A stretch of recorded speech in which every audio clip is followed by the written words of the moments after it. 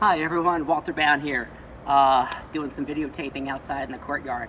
So nice not to wear the mask.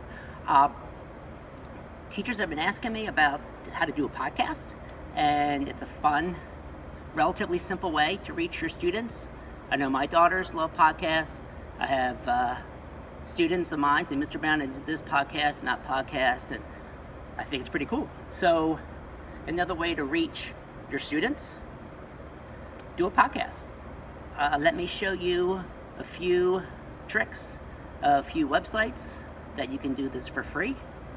And you can go very, very simple, or you can do a little bit more complicated. And as you get more skills, you can become professional at it, get better mics, have a syndication, retire from your job, and suddenly now you're a famous podcaster, or at least making a little bit, even if you're not making a lot. It's just fun, it's innovative, you get your voice out there. And I also have my students do it. So let's see what can be done. Thank you.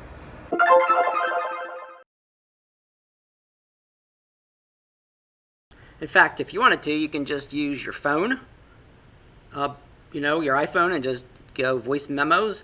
You can use the internal mic in your laptop. It doesn't really matter. But if you want a little bit more professional quality, I would go to a USB CAD mic, as you see here from Amazon. Go to Amazon, go to Best Buy, do some consumer reports. There's so many available. There's so many people podcasting, so many price budgets, right? So much you can go from $20, $30 up to, Terry Gross NPR type of studio equipment.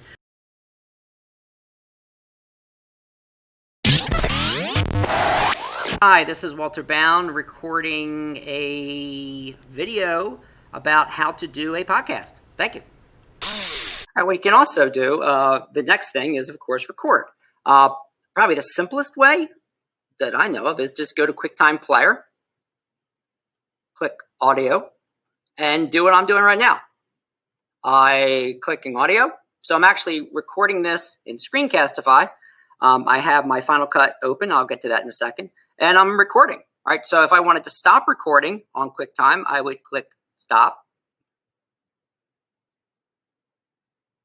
Wait a second, it's recording now. All right, so it's recording. So if I wanted to stop recording it, so this was only like a 10-second infomercial, 11 seconds, I hit stop.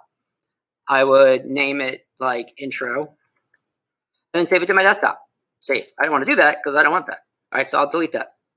Another thing that you can do is, of course, just do Screencastify, which I have going on. You guys know how to do that.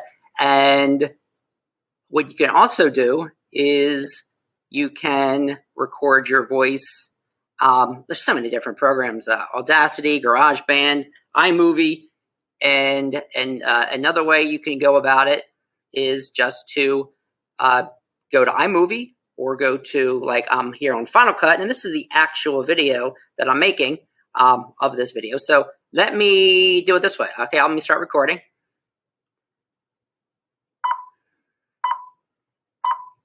Hi, this is Walter Bowne recording a video about how to do a podcast. Thank you.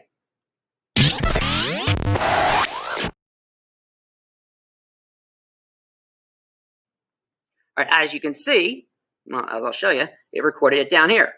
Now, I can have it down there, or I can move it right there. I can move this anywhere I want to, right? And once I'm done this Screencastify, I will incorporate that video into my Final Cut or iMovie. And most people use iMovie. I like Final Cut. There's more bells and whistles. My daughter says After Effects is amazing. There's also, I think, Premiere. So, there's only so many programs I can learn. But so Final Cut has a lot of bells and whistles. And what's cool about it, of course, is that you can add little jingles and things. I'll show you. Let's just say I wanted to include something like this drill thing. Now you got to watch out for overproducing. So I just do this, and then it sounds like this. Do a podcast. Thank you. right, so you use them for like transitions, for irony, for humor. You could put some sound at the bottom, like this. Now, I'm not sure what iMovie has, and you could always download things, hopefully safely, and, reduce that sound. I can have it fade in, fade out. All right, so this is fading out is always good at the end of a podcast, especially if you have music. You can download free music.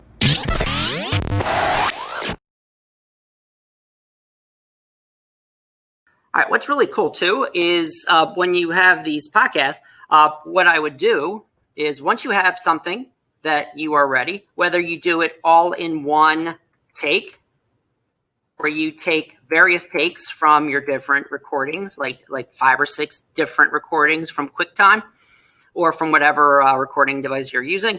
And then I would go to, this is something my student 2 years ago got me into. He really got into podcasting, and he said, "Mr. Bowne, can I interview you for my podcast?" I'm like, "Yeah, of course you can. You just got me into something I'm really going to get into." So rather than doing a video, which I have videos too, but I cut this a couple days ago. Trying to find someone right now here. Is anyone listening? Hello, it's Walter Bowne. It's Walter Bowne. You've landed on the podcast. Word with Bowne. So you can see there's a lot of fun things you can do, different sound effects you can put in. This was something I did in the beginning of September with my AP class. Welcome to class.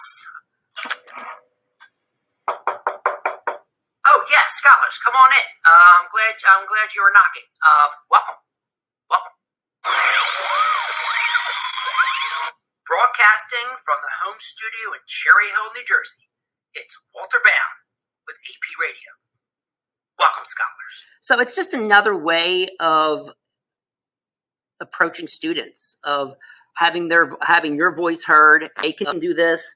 I have the Voyager, my school newspaper.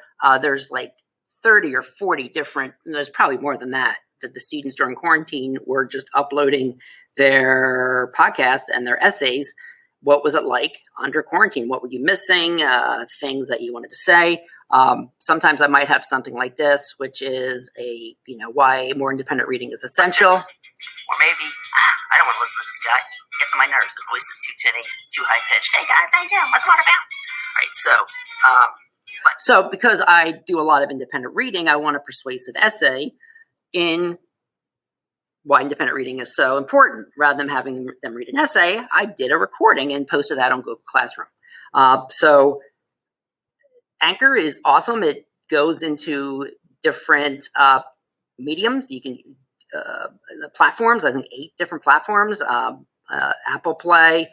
There's all a bunch. It tells you exactly where it distributes, and this is all free. You can add sponsored elements, and if you start getting a lot of, if it's not just now, you're obviously Down with Bowne is I want a bigger audience, but with my podcast for kids, it's for my students. I don't call them kids; they're not kids anymore. Young adults. That you would drag your file here, right? However you do it, and then you would just drag it. You can also record it right on Anchor. So there's all different ways to do it. You don't have to use Final Cut. You don't have to use iMovie. You don't have to use QuickTime. You can go right here to Anchor, record it. But when you're using Final Cut or iMovie or After Effects, there's a lot more bells and whistles. Like, for instance, if I come here, I can check the audio and I can have it analyzed. And if I want to have the voice enhanced, I can do that. If I want to reduce the hum and the noise, all right, you got to watch out. Some of these things sometimes makes it worse. It really depends on what kind of mic you have, right? And there's all different types of voice effects. I mean, you can make your voice go really slow. You can make it go fast. It's just a lot of fun. And there's more bells and whistles here than I even realized, and my daughter's helping me.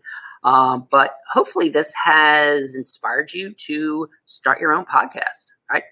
Thanks everyone, and be safe out there. And reinventing the classroom is hard, but if we stay candle makers and electricity comes, guess what? We're out of a job. If you like this information and you get something out of these videos, think about subscribing to my channel, Waterbound, and thank you so much.